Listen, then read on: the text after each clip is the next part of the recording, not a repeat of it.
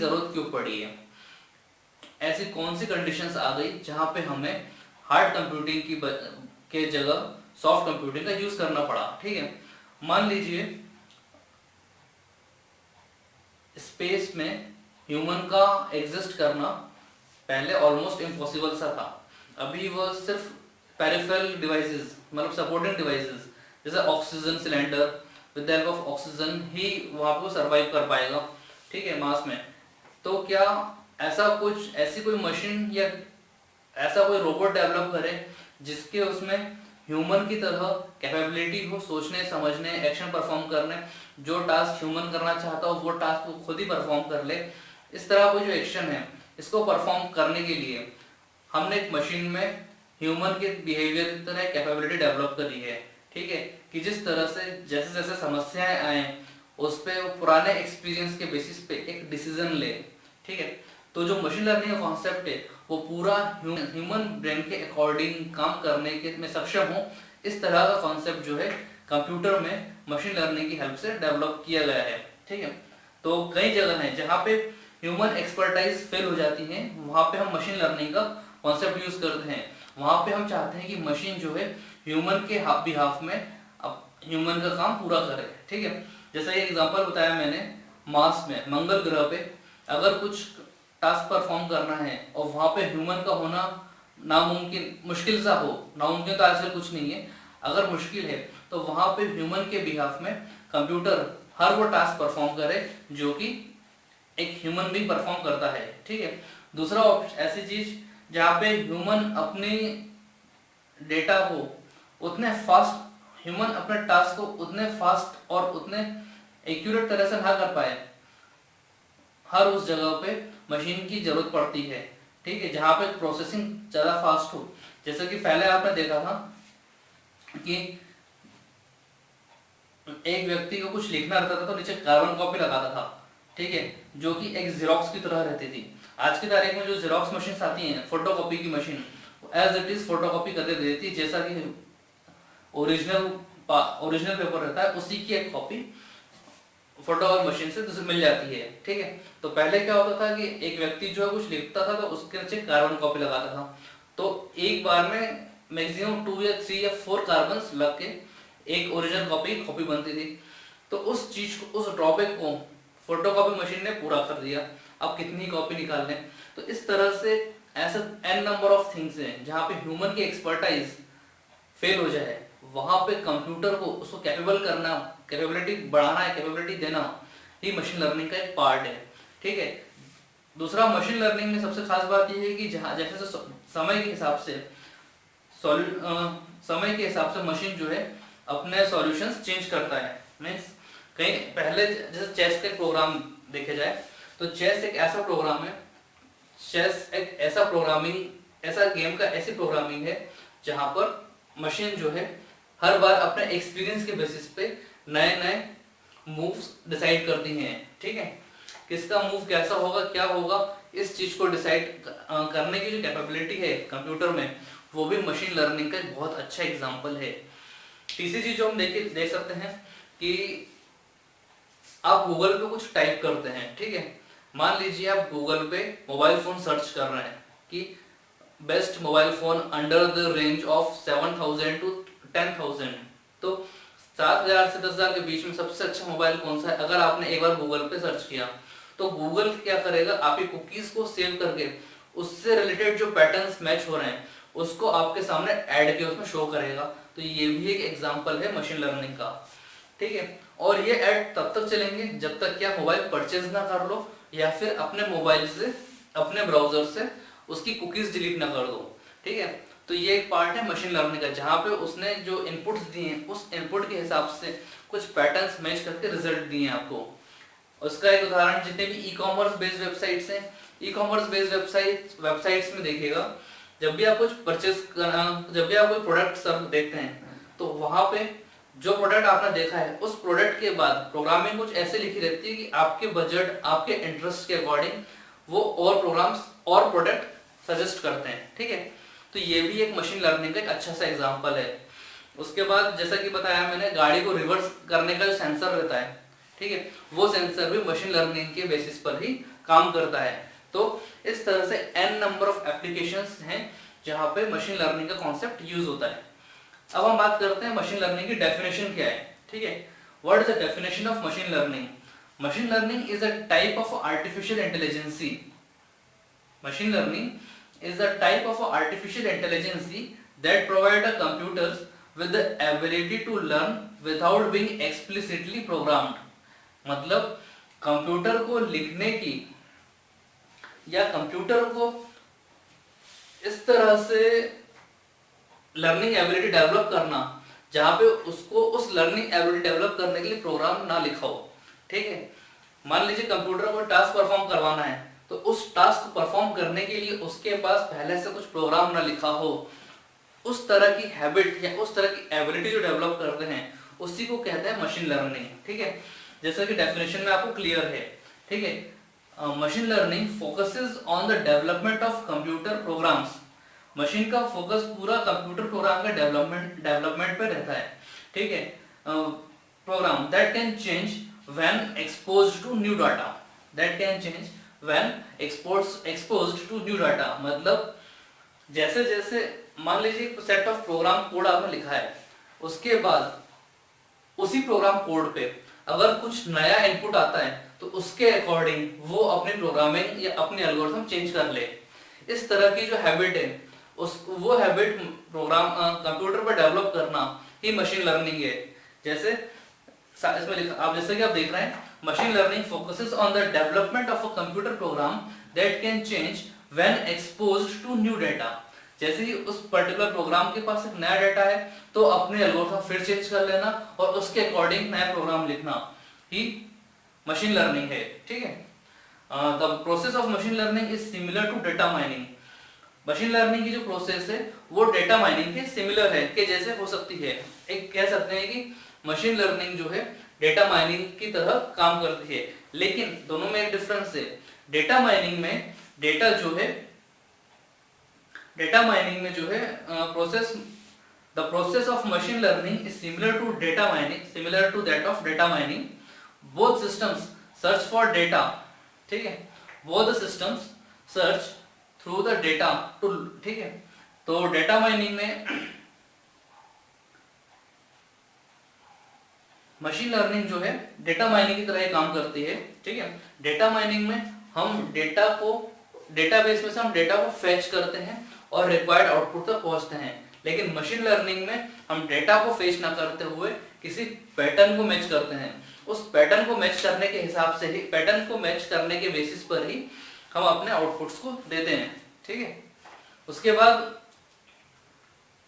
किस तरह से मशीन लर्निंग जो है वो ट्रेडिशनल कंप्यूटिंग से अलग है, इसको हम समझते हैं कि ट्रेडिशनल प्रोग्रामिंग से मशीन लर्निंग की जो प्रोग्रामिंग है कैसे अलग है। ट्रेडिशनल प्रोग्रामिंग में क्या होता था, जो कंप्यूटर है, कंप्यूटर के पास प्रोग्राम जाता था, कंप्यूटर के पास डेटा जाता था, तो जो प्रोग्राम कंप्यूटर पे लिखा हुआ है और जो डेटा इनपुट हम दे रहे हैं उस डेटा को उस प्रोग्राम के अकॉर्डिंग कंप्यूटर अपना आउटपुट देता है। ठीक है, हम बात करते हैं पहले ट्रेडिशनल प्रोग्रामिंग की, उसके बाद करेंगे मशीन लर्निंग प्रोग्रामिंग की। ट्रेडिशनल प्रोग्रामिंग में क्या होता है कि जो कंप्यूटर है उसको जो है यूजर डेटा देता है और उस डेटा से रिलेवेंट जो प्रोग्राम्स कंप्यूटर के पास लिखे रहते हैं उसके अकॉर्डिंग वो आउटपुट देता है। ठीक है, means we give a computer to a computer, we provide data as well as a program, then computer gives us output according to the data with respect to that program।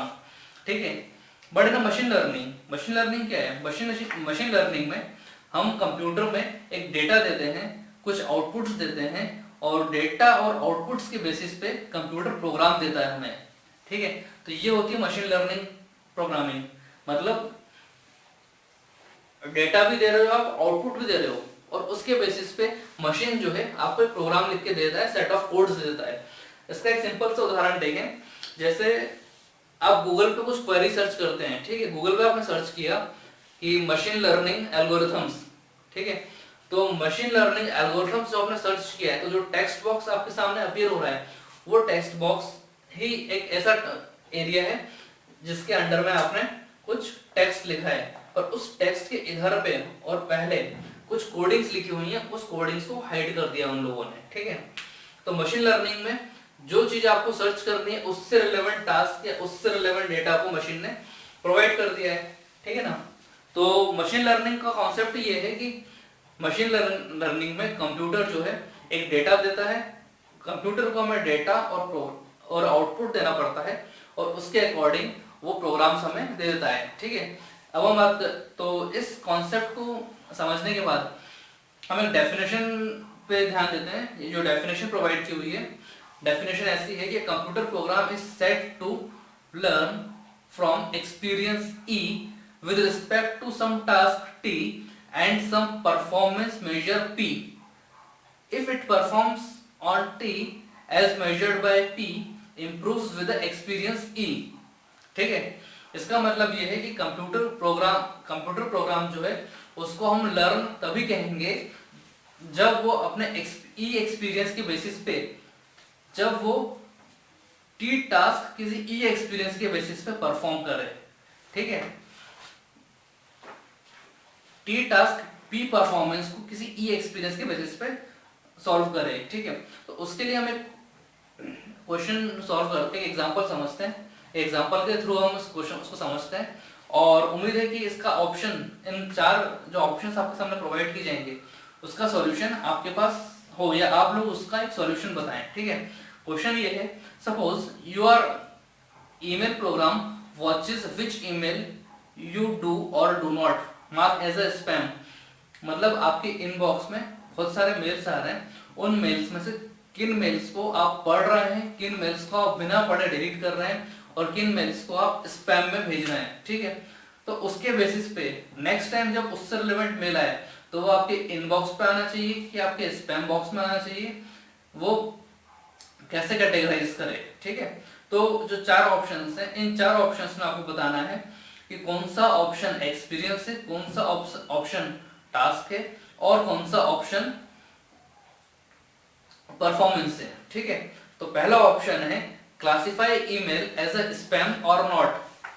दूसरा option है watching your labels email as a spam और not. तीसरा option है the number और a fraction of emails correctly classified as a spam और not.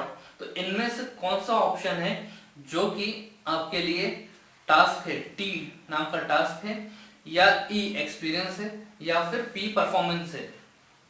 आप इसको video को पॉज करके सोचिए और फिर आप इसका आउटपुट आपके आउटपुट से मैच करें, आपके आंसर से इस आउटपुट को मैच करें, ठीक है।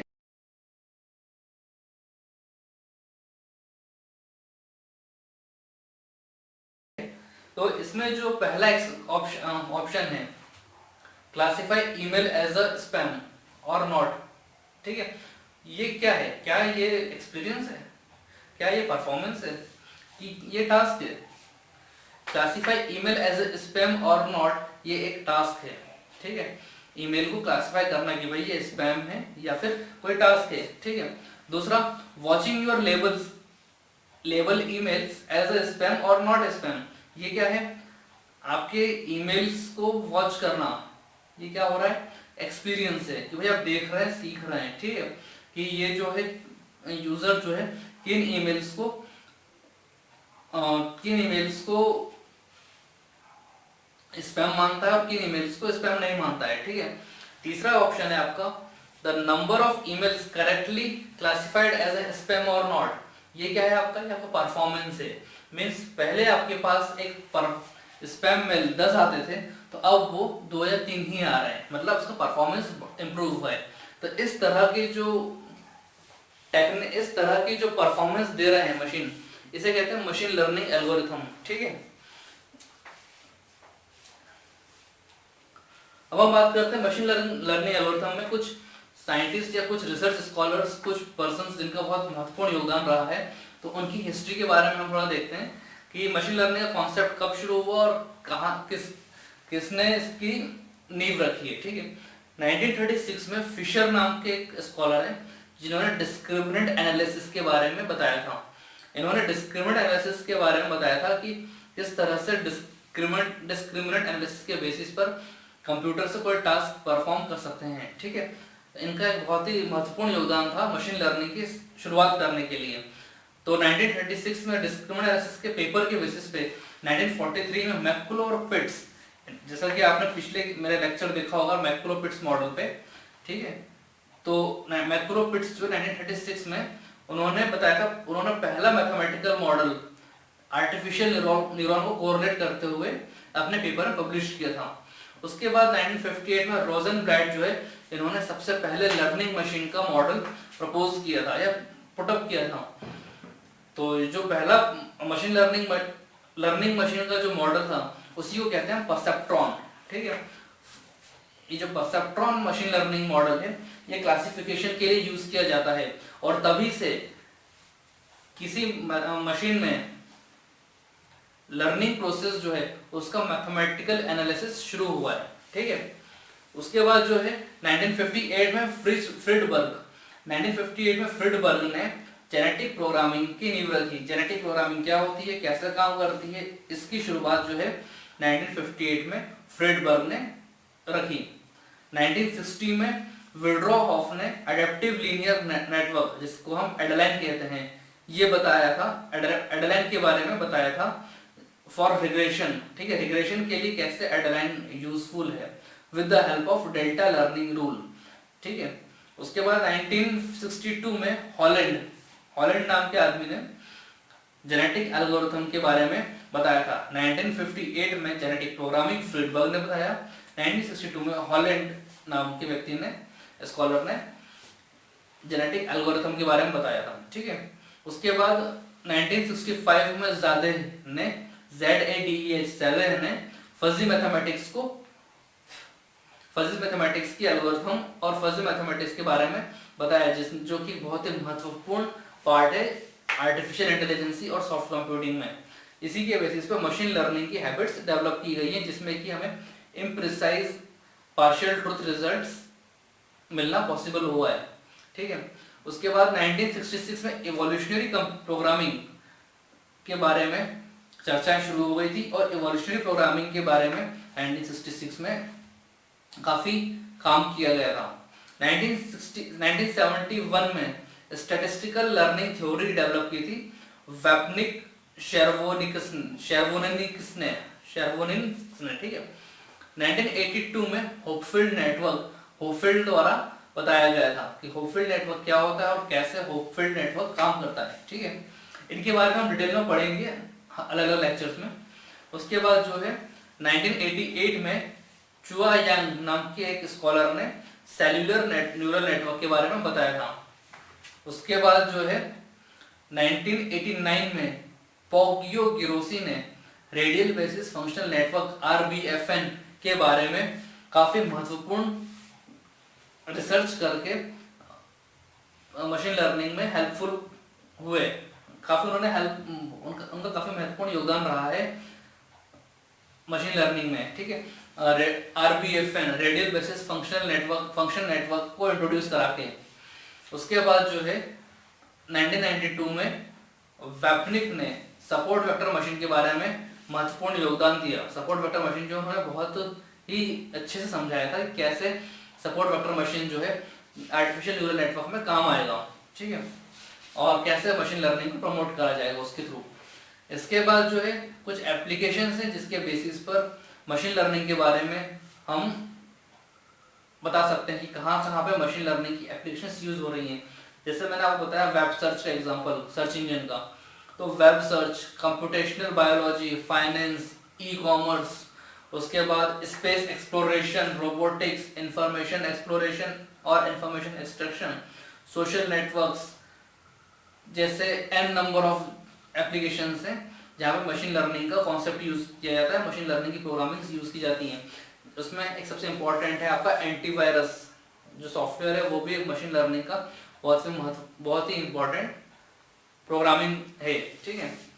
उसके बाद यही जो ट्रेंड है मशीन लर्निंग का ट्रेंड जो कंटिन्यूसली बढ़ता चला जा रहा है, टू पहला कहीं उसमें to improve the machine learning algorithms, improve the data capture, networking and faster computers, softwares are too complex to write by hand, so machine learning is a concept where software programmings are written by themselves, उसके बाद नए नए sensors और input output devices भी आ रही हैं आजकल काफी तरह से, ठीक है।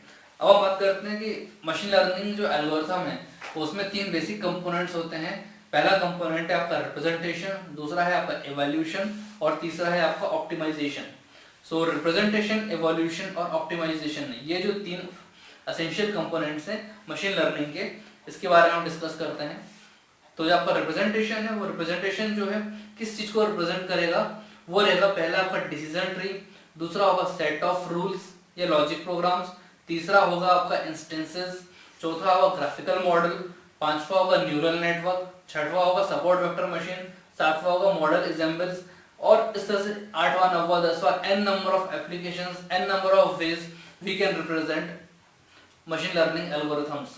मशीन लर्निंग एल्गोरिथम में रिप्रेजेंटेशन के बाद आता है आपका इवैल्यूएशन। इवैल्यूएशन में हम किस चीज को इवैल्यूएट करते हैं, तो जिस चीज को हम इवैल्यूएट करते हैं वो सबसे पहले है एक्यूरेसी, दूसरे नंबर पे प्रिसिशन एंड रिकॉल, तीसरा पे squared error, likelihood, posterior probability, cost and utility, margin, entropy, के लीव divergence etcetera etcetera for the evaluation.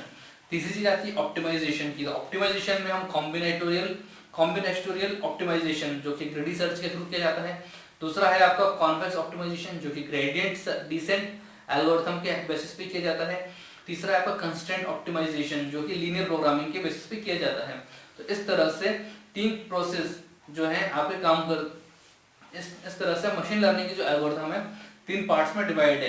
पहली है रिप्रेजेंटेशन, दूसरा है इवैल्यूएशन और तीसरा है ऑप्टिमाइजेशन, ठीक है।